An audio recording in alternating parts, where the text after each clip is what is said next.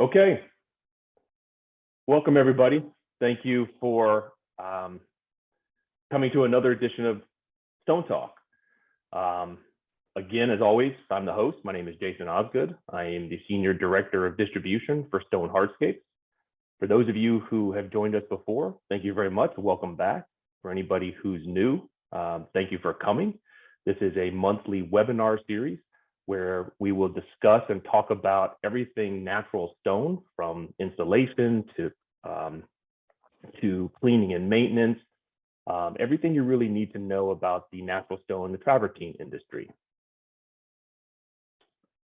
So without further ado, let's get started. So just take a step back real quick. This is the fourth episode in our webinar series. The first two episodes were a two-parter where we talked about the best practices for natural stone installation. Part one was basic techniques, and part two was more advanced techniques and procedures. The third installment of our webinar series was best practices for coping installation from start to finish.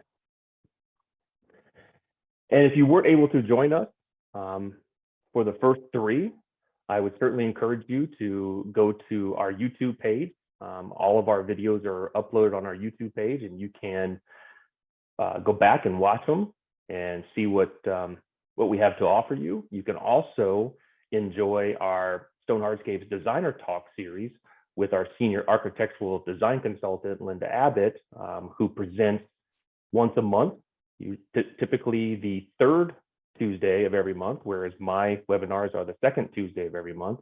But I would certainly encourage you to go and look at both of those. There is some really great information from a install standpoint, and there's some really great information from a design standpoint. Now, this episode, we're going to focus on natural stone governance and the Global Stone Institute and the need for an organization like the Global Stone Institute. If you're familiar with the travertine industry as a whole, there is really no governance over it. And we're going to focus on that today and some of the steps that we've taken to hopefully bring a little more transparency into our industry.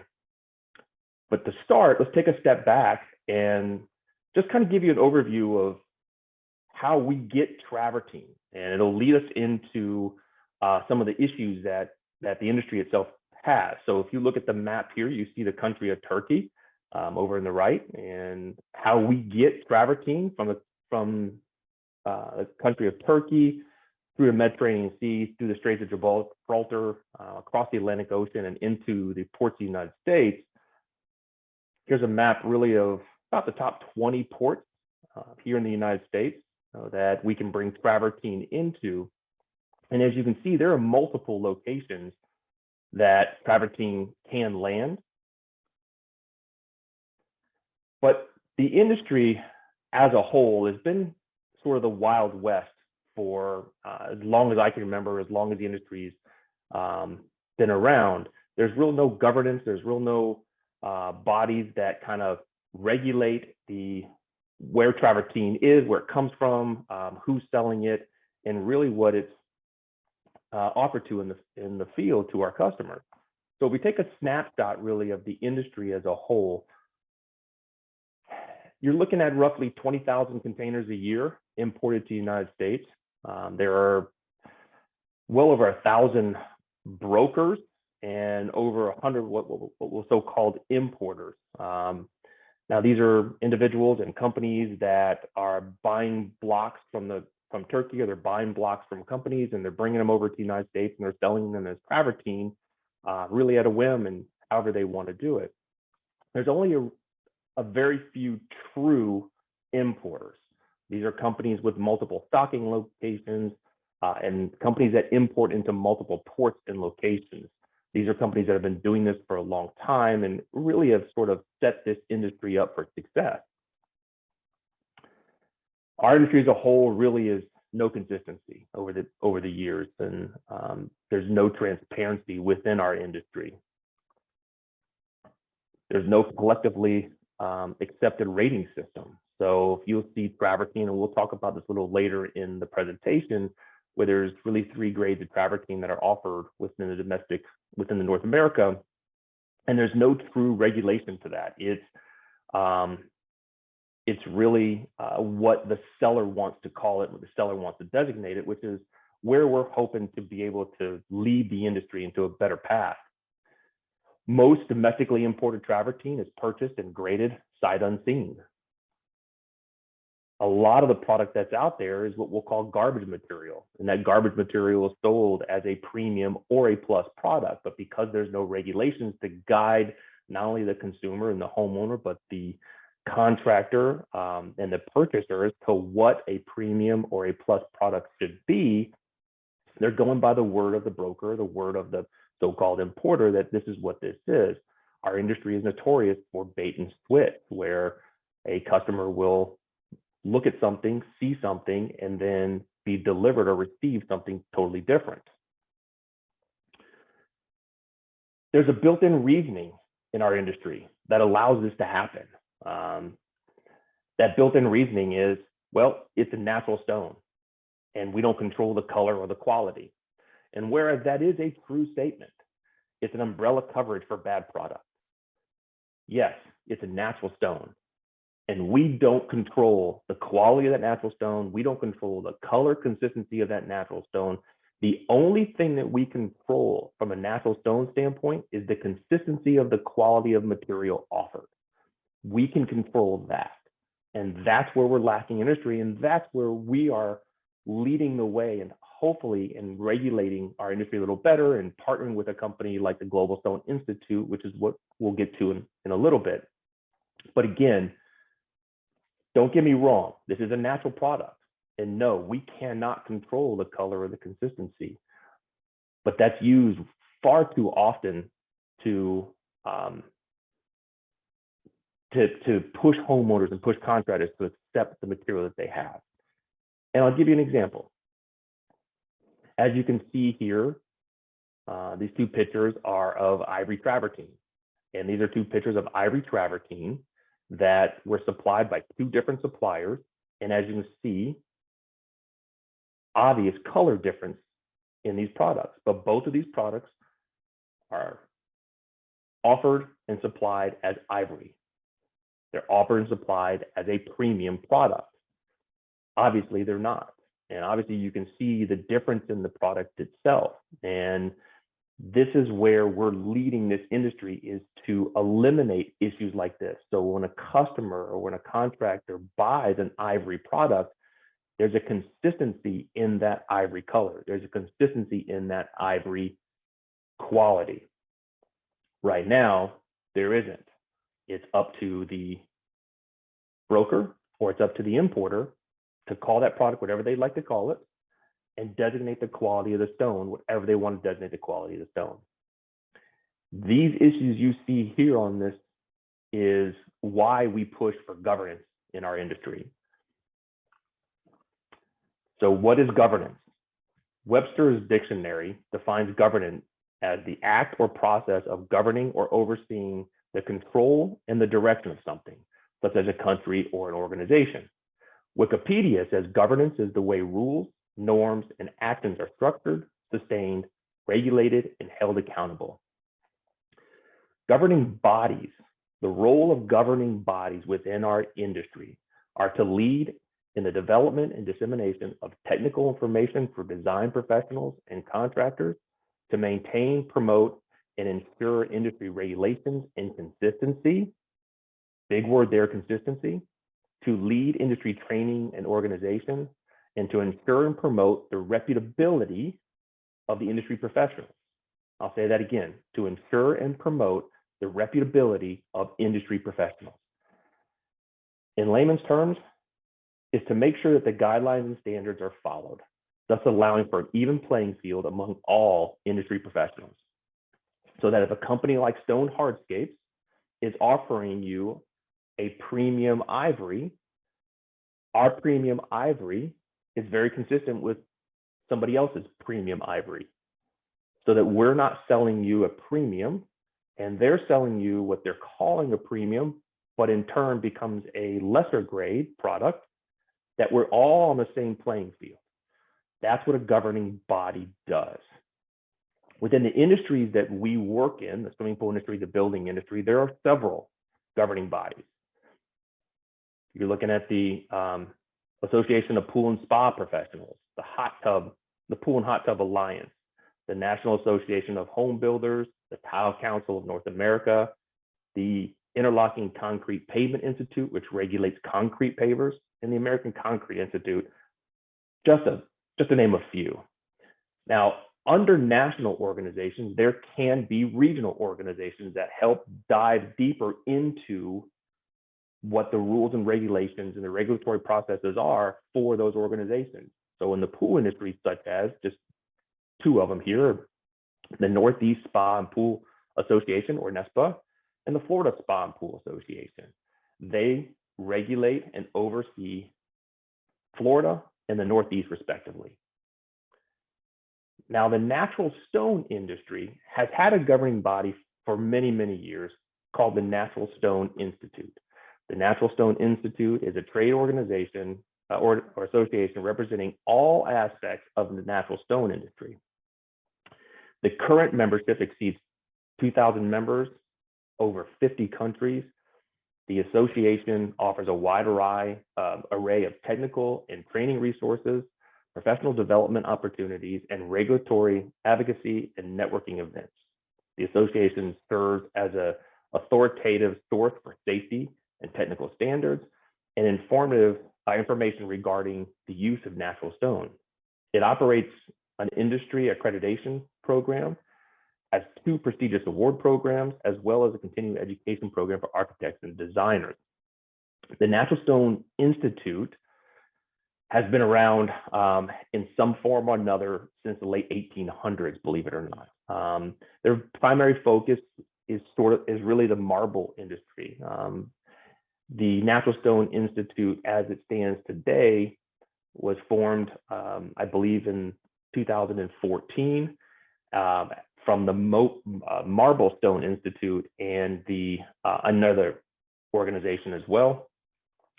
But we have an organization that oversees all aspects of natural stone from a national level. What we don't have, and what we're starting to promote and push, and what we're going to here in this presentation, this webinar series today, is an organization that oversees domestic travertine, where we need to be to help regulate what we're doing here in the United States, here in North America, to help the homeowners, the contractors, the installers, the distributors, everybody who's involved in natural stone, to make sure that we have some consistency and we make sure that we have some transparency. So to understand why we need this, it's really important to understand that travertine comes in 3 quality levels. There are multiple levels beyond this, but the top 3 levels, level 1, and as you can see here, there are 5 different designations for level 1.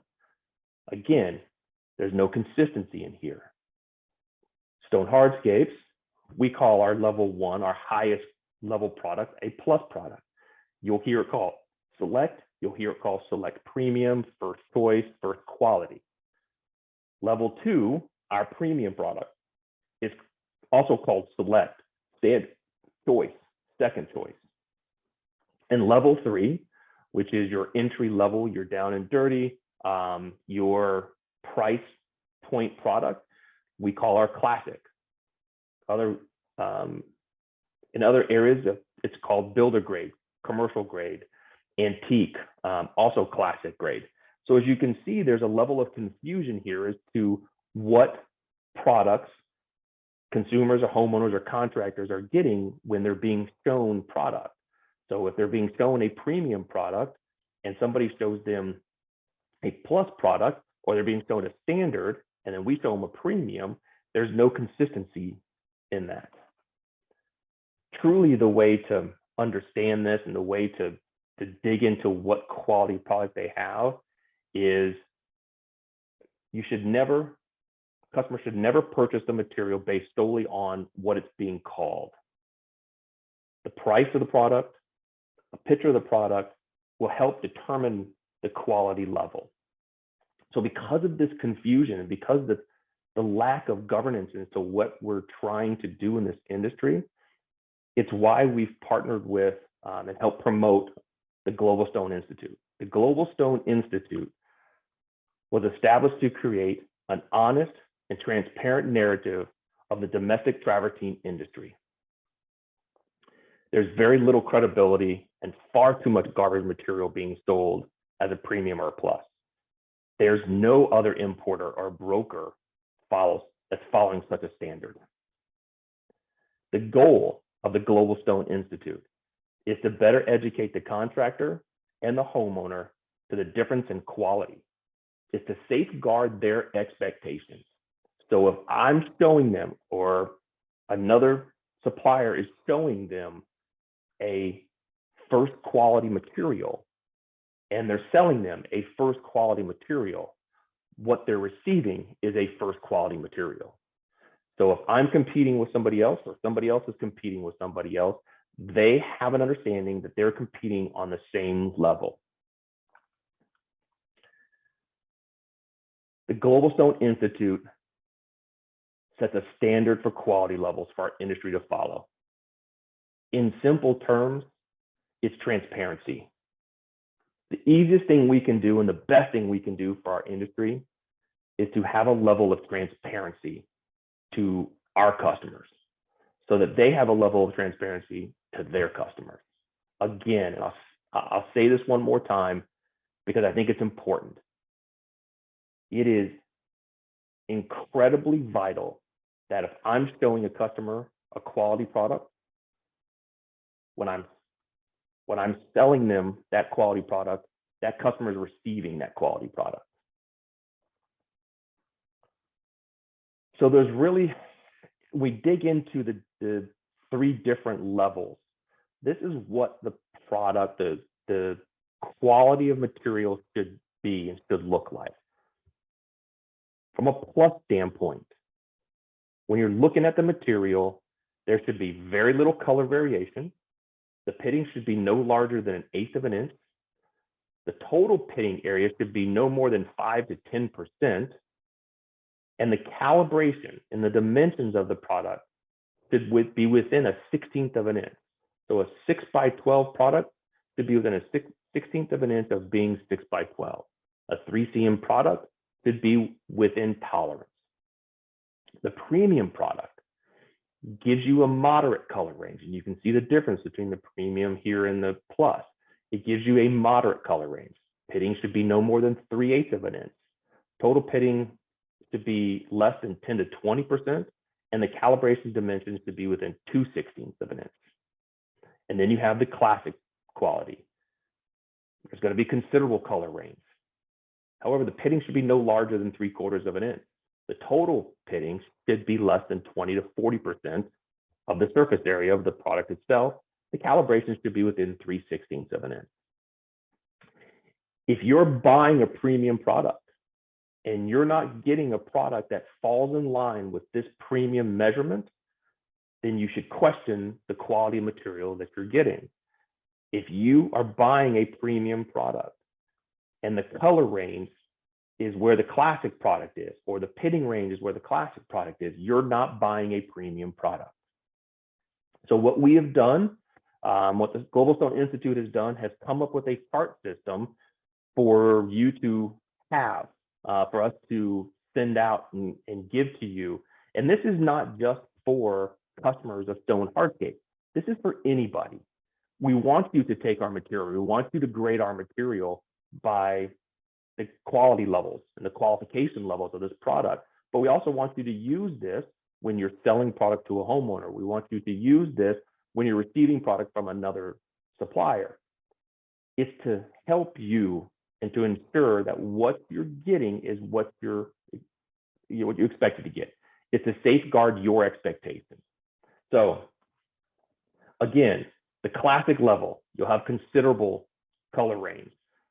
And if you look at the scale below, The color range on the classic material will be between A and Z. The pitting should be no more than 0.95 of an inch, roughly a quarter. Pitting is less than 20 to 40%. The calibration is 3/16. Premium. The color range is a moderate color range, should be between A and N. You can see that color range in the material. Pitting no more than 0.85 of an inch, roughly a nickel. Total pitting area should be between 10 to 20% of the total surface area. The calibration and dimensions are within 2/16 of an inch. And then the plus material, the highest graded material, that color range should be no more than between A and F on the color scale below. Pitting is no more than 0.7 of an inch. Total pitting area is between 5 and 10%. And the calibration dimensions are within 1/16 of an inch. This is where the industry should be. And this is why we back and we utilize the Global Stone Institute, because we're trying to ensure that the material that you're getting, the material that we're selling you, meets within these standards. That's what's important with our industry. There's far too much material that's put out there that does not fall in line with what the material is called and what the material should be. So again, I encourage you, contact us, ask us for these cards, utilize these cards, hold us and hold your current supplier to a level above your expectations. This is to ensure that when you are purchasing the material from us, that it falls within these ranges. So the Global Stone Institute is an important part of what we're doing. The Global Stone Institute is an important part of this industry. And again, I strongly encourage you to ask, to dig deeper, to make sure that the material you have is what you're supposed to have. So with that, do I have any questions? I know we're on a live webinar here. Anybody have any questions for me today? Well, if you want to reach out, please contact us. Send me an email directly at josgood@stonehardscapes.com. Let us help you. Let us help you understand this industry. Let us help you ensure the quality material that you're receiving. And please, by all means, join me next month, second Wednesday of next month. Next month, we will talk about care and maintenance of travertine. And if you have time, please, I encourage you to join us next Wednesday for Linda Abbott, our senior architectural design consultant, for her webinar series on design aspects of travertine. And with that, I thank you very much. Have a great rest of the month. Have a great start to the next month. Thank you.